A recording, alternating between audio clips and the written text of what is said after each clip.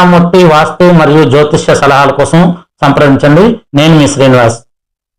వాస్తు ప్రకారం ఇల్లు కట్టడం అంటే మన యొక్క జన్మ నక్షత్రానికి సరిపడే విధంగా ఒక ఆయాది గణితంతో స్థాపత్య వేదం కావచ్చు, లేదా మన తెలుగు రాష్ట్రాల్లో ప్రాచుర్యంలో ఉన్నటువంటి విశ్వకర్మ వాస్తు శాస్త్రాన్ని అనుసరించి గణితం కావచ్చు, ఇది మనం క్యాలిక్యులేషన్ చేసుకొని ఇంటి డ్రాయింగ్ అనేది చేసుకోవాలి. వాస్తు పురుష పదమండలిని అనుసరించి మనం ఇంటి నమూనాను తయారు చేసుకోవాలి. ఈ ఇంటి నమూనా అంటే డ్రాయింగ్ పద్ధతిలో చేసుకున్నప్పుడు వాస్తు పురుష పదమండలిని అనుసరించి ఎక్కడ టాయిలెట్స్ రావాలి, ఎక్కడ మెట్లు అనేవి రావాలి, ఎక్కడ సెప్టిక్ ట్యాంక్ రావాలి, ఇవన్నీ కూడా మనం మనసు అనేది దగ్గర పెట్టుకొని, అంటే డిగ్రీస్ ఇక్కడ కంపల్సరీగా మనం చూడాలి.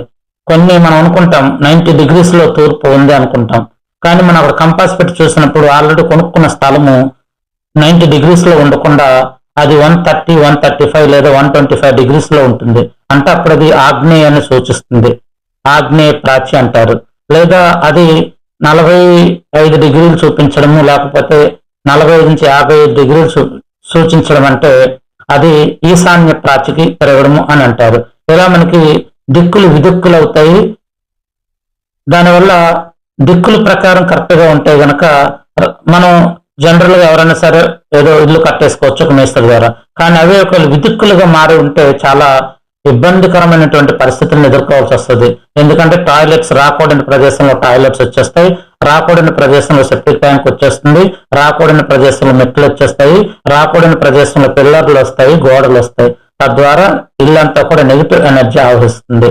అదేవిధంగా మనం ఇల్లు కట్టుకునేటప్పుడు ఆ భూమిలో శల్య దోషాలు ఉన్నాయేమో అనేది కూడా మనం పరిశీలన చేయాలి. ఎందుకంటే ఇటీవల చాలా మంది బిల్డర్లు కట్టిన ఇల్లులు అందరూ కొనుక్కుంటున్నారు.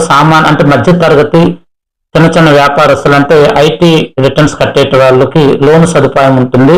అలాగే మధ్యస్థంగా ఉండేటువంటి ఉద్యోగస్తులు కూడాను, అలాగే ఒక్కొక్క స్థాయిలో ఉన్న ఉద్యోగస్తులు కూడా లోన్ ద్వారా కట్టిన ఇల్లులు, అంటే బిల్డర్ ద్వారా కట్టబడినటువంటి ఇల్లులకు లోన్ సదుపాయము తొందరగా ఉంటుంది. కాబట్టి ఆ కారణం చేత ఆ కట్టిన గృహాలు కొనుక్కుంటూ ఉంటారు.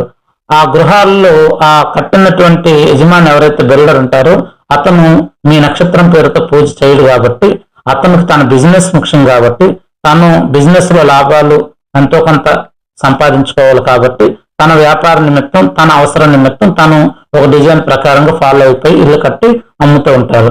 అంటే అక్కడ భూమిలో మీ పేరుతో, మీ నక్షత్రం పేరుతో పూజ జరగలేదు. మీరు ఇల్లు కొనుక్కున్నాక చుట్టాలు బంధువులు అందరినీ